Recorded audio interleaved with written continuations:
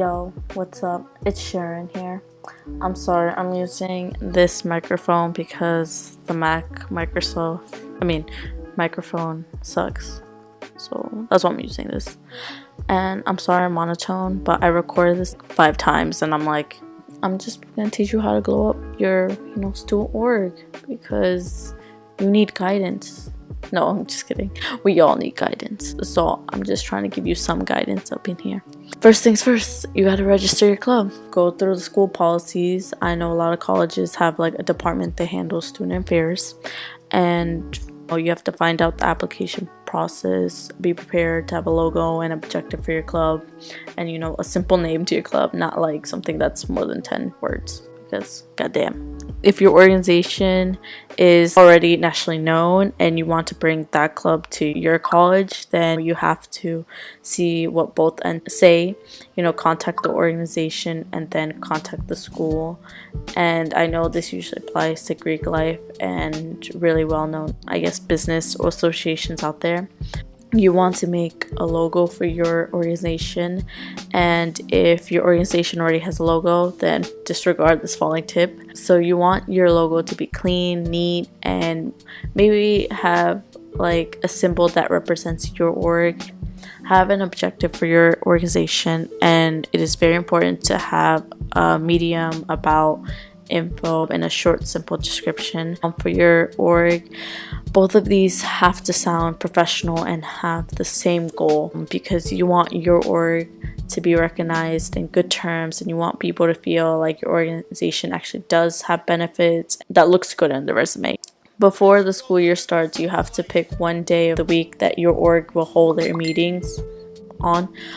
For my university, majority of meetings are late afternoon / nighttime, and then you have to set up an area where you will set up the meetings and make sure the meetings are always in that one place, because it's very bad on your part if your meetings are always in different places. For my org, I plan on having my meetings in this one classroom and to reserve that room as early as possible.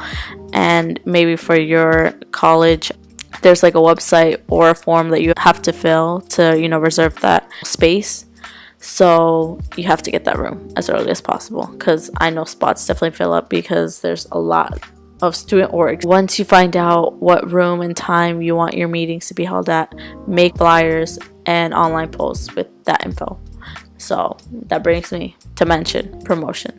Flyers. I know it's old school, but yes, people still stop by and read flyers, especially at the beginning of the year. So put your flyers up and get them approved by the school and see what locations you can hang them up by. Usually universities provide a website where it's just for student affairs, like student orgs, sport clubs and all that, etc., etc. That way students can search up different organizations that might interest them, and from the student org side, they have their own page to edit, post their events. So I do recommend that you keep up with that.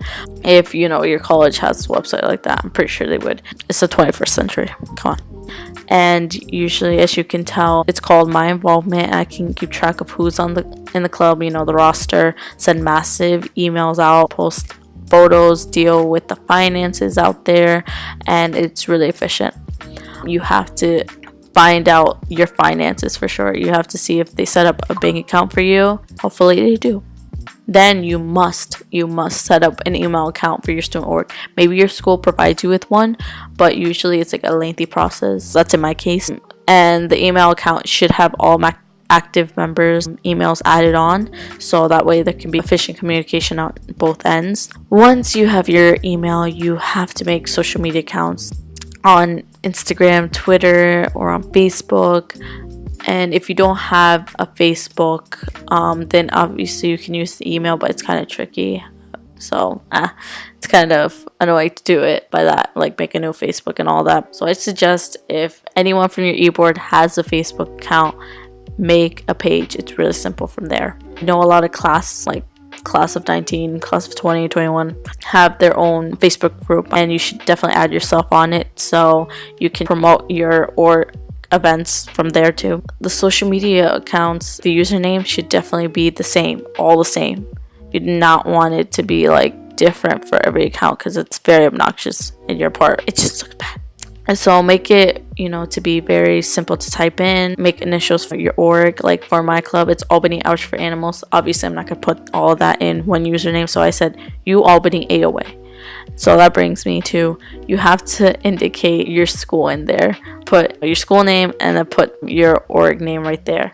It makes it very simple, honestly. It makes it very easy for people to find you. And I'm pretty sure there's like other, acronyms, I think they are, like AOA.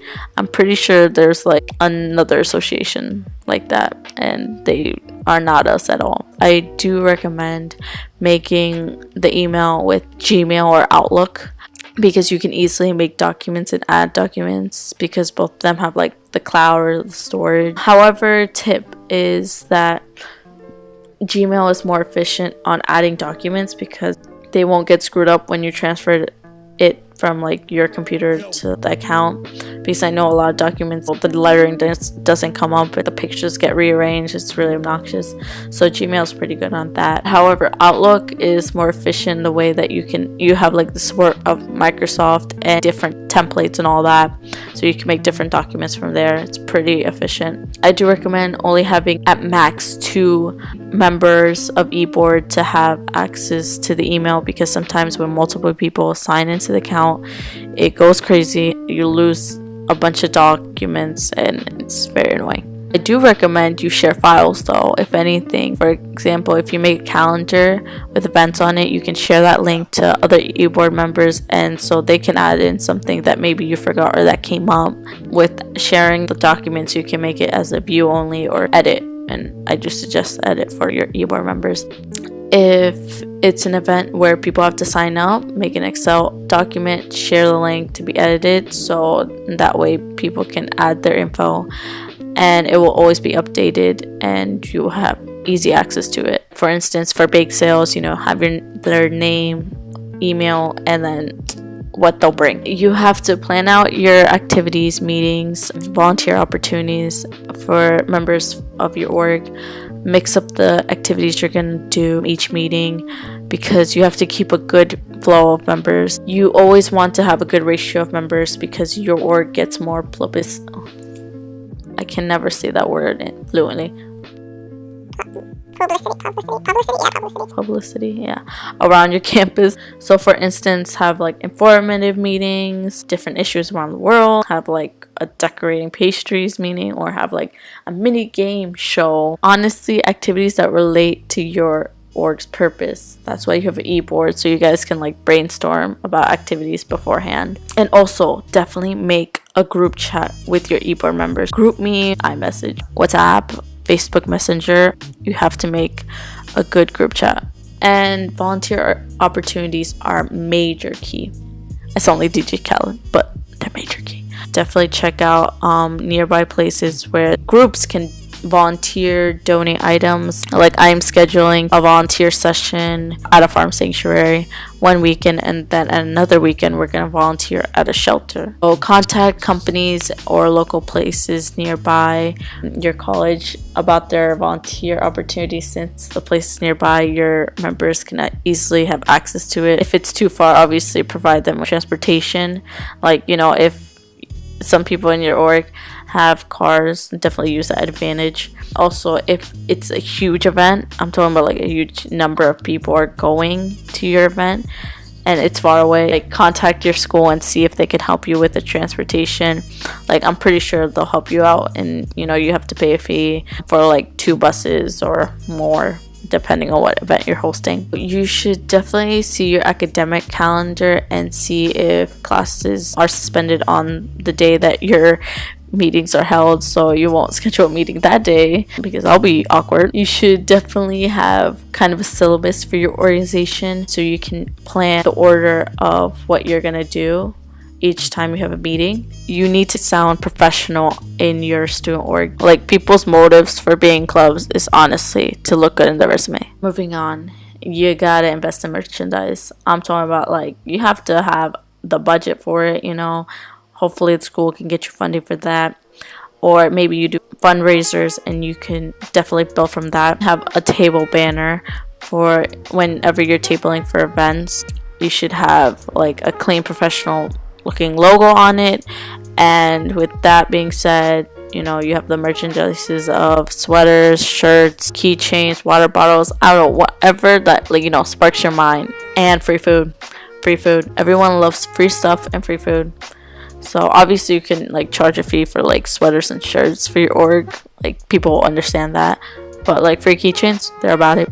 Free food, they're about it. Free pizza, about it. Invest in that, you know, to lure people in. It's gonna be lasting, I promise. You should make a folder on your laptop for your org and have the important files and documents that apply to your org in that folder. You need to be organized and on top of your org, because you can't have files scattered all over your, you know, downloaded section. It's so bad. It's so bad. Just gather all the files in this folder, and if you have like a lot of files, make folders within that main folder. Group certain files together. So that concludes it. Bye, homies. Bye.